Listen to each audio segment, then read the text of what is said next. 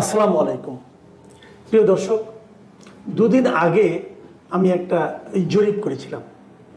এই জরিপটা ছিল অনেকটাই উদ্দেশ্যমূলক, কারণ এর আগে ঠিক এক মাস আগে আমি আরেকটা জরিপ করেছিলাম সেই একই বিষয় নিয়ে।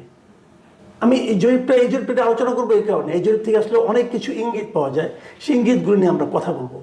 আমার জরিপের ছোট্ট একটা প্রশ্ন ছিল যে এখন যদি নির্বাচন হয় কাকে ভোট দেবেন, একটি প্রশ্ন।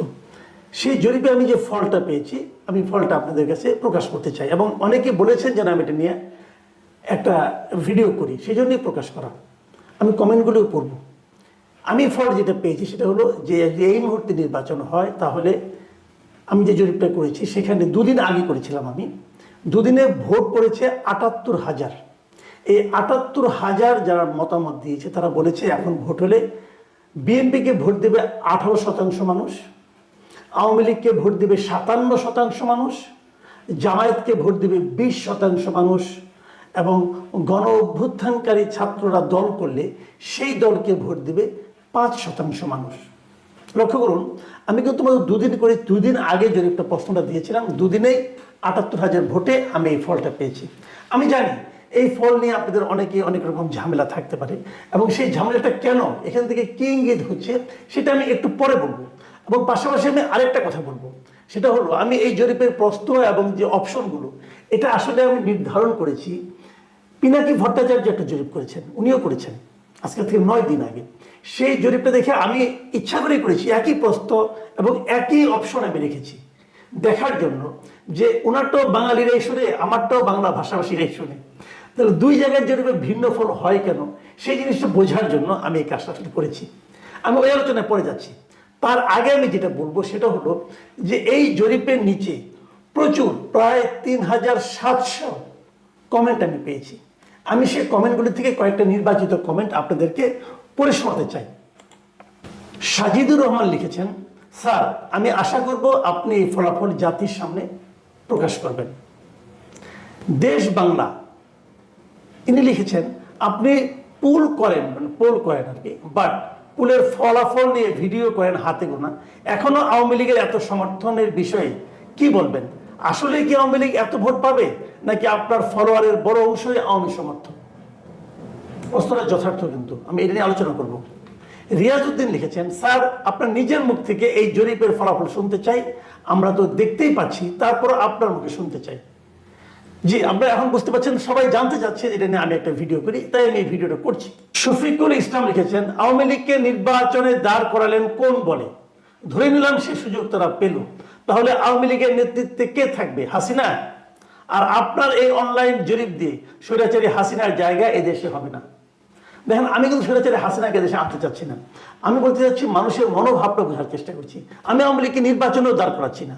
আওয়ামী লীগ নির্বাচন করবে কি করবে না এটা অনেকগুলি আপনার যদি কিন্তু এর উপর নির্ভর করে। জাস্ট আমি খালি মানুষের অভিমতটা জানতে চাচ্ছি।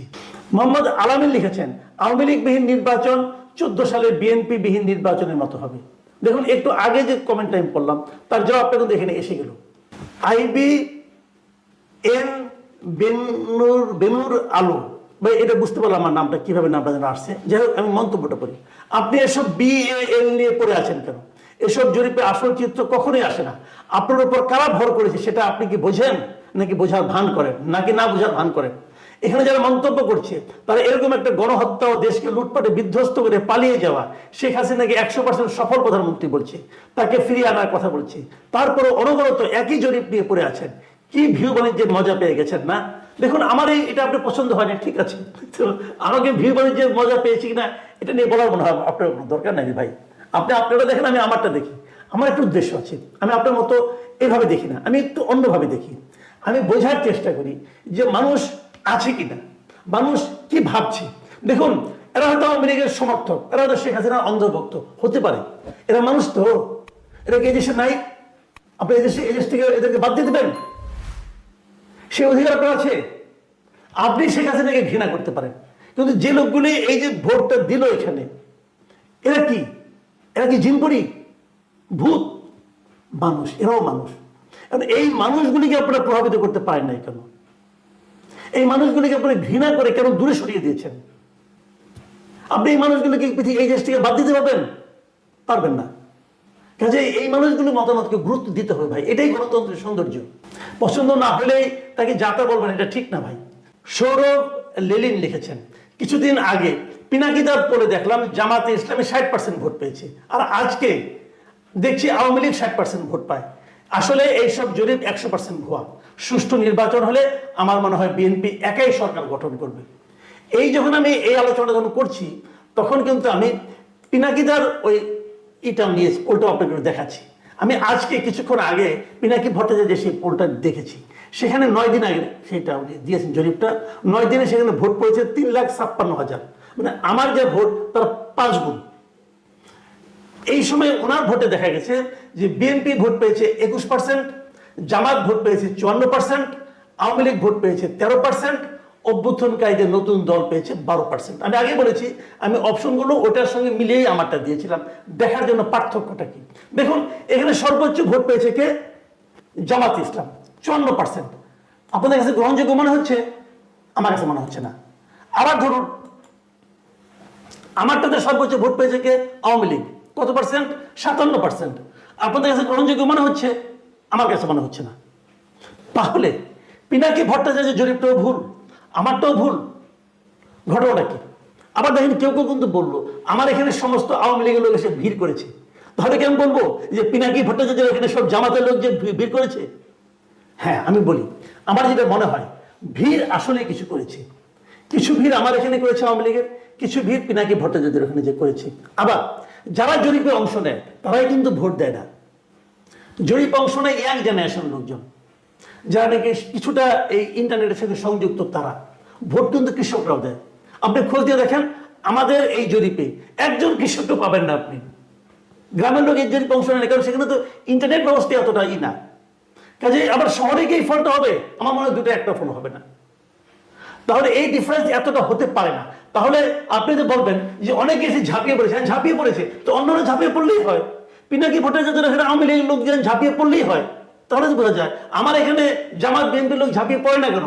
পড়লেই পারে। আমি তো ভাই গত 14-15 বছর ধরে আওয়ামী লীগের সমালোচনা করে আসছি সরকারের, তখন তো বিএনপি জামাতের লোক আমাকে বাহবা দিচ্ছি। এখন তারা আমার এখানে আসছেন না কেন? আমি কি করবো? আমি তো কাউকে ডেকেও আনিনি, আমি কাউকে দূর করে দিইনি। বিষয়টা হলো কি এখানে, যে যদি 57% আওয়ামী লীগের নাও হয়, আওয়ামী লীগের কিছু ভোট কিন্তু এখনো আছে এই দেশে, এটাকে অস্বীকার করা যাবে না। জামাতের ভোটও আছে কিছু এই দেশে, এটাকেও আপনি অস্বীকার করতে পারবেন না। আমি যদি আমারটা জামাতকে ধরি, এখানে জামাত আছে 20%, তো আমার এখানে যদি বলি আওয়ামী লীগ ভোট করেছে, তাও তো বিএনপি 18% ভোট পেয়েছে, এটা কিন্তু কম না। আবার ধরেন আমি যদি বলি পিনাকি ভট্টাচার্য এখানে আওয়ামী লীগের লোক কেউ যায় না, তাও তো 13% ভাই, 13% কিন্তু কম না। সব জায়গায় আমারটা বলেন আর পিনাকি ভট্টাচার্য বলেন, সবচেয়ে যেটা মানে ইন্টারেস্টিং যে ফিচারটা, দুই জায়গাতেই দেখেন আপনি অভ্যুত্থানকারীদের নতুন দল ভোট পেয়েছে কম, সবচেয়ে কম 4টা অপশনের মধ্যে। কাজেই যারা নাকি কিংস পার্টি নিয়ে চিন্তা করছেন তাদেরকে আমি বলবো আবার চিন্তা করেন, আবার চিন্তা করেন। প্রিয় দর্শক, এটা নিয়ে ব্যাখ্যা করলে আরো অনেক ব্যাখ্যা করা যায়, অনুষ্ঠান বড় হয়ে যাচ্ছে, কাজে আর বড় করবো না। সবাইকে ধন্যবাদ, ভালো থাকবেন আপনারা, আল্লাহ হাফিজ।